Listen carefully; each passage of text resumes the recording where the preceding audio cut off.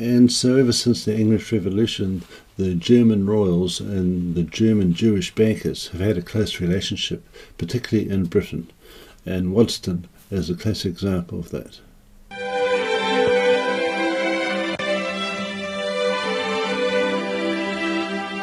Waddesdon is a phenomenon in lots of ways. I mean, who would expect to find a French chateau in the middle of the English countryside?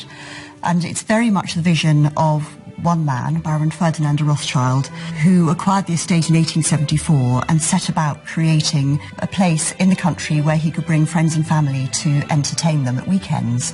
And so Waddesdon really sprung from that.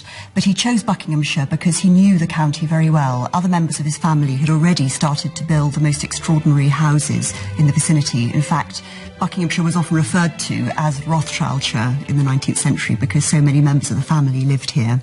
It was an extraordinary phenomenon because the Rothschild family, having made a lot of money in the 19th century and having come from the ghetto in Frankfurt with nothing, decided to build on a huge scale throughout Europe. Most of those houses have now gone. Waddesdon remains as the one with its collections intact, in fact growing. And out of the two world wars came the Bolshevik Revolution and the control of Russia by the Jews, and also the establishment of the State of Israel in Palestine. And of course the Germanness of the royal families was a real problem during World War I and World War II.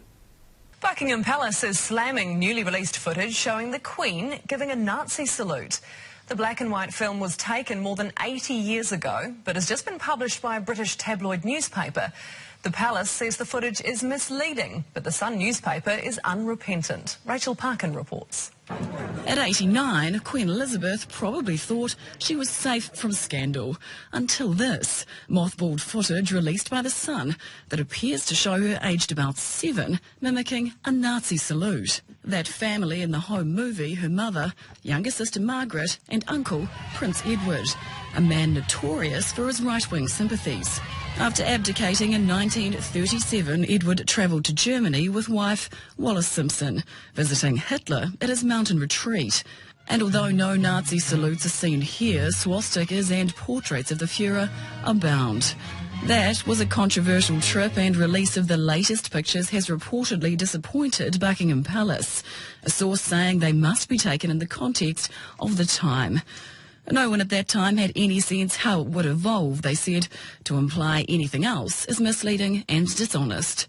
And then there's the curly question of how it got out. It is possible that it came from Edward VIII's estate, the king who abdicated.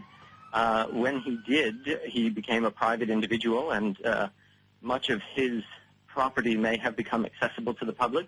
It's not the first time the royal family's fallen foul of Nazi symbolism. Prince Harry hit the headlines in 2005 when he wore a German uniform to a costume party. Controversy he never would have predicted his grandmother would be dealing with, though, 10 years later.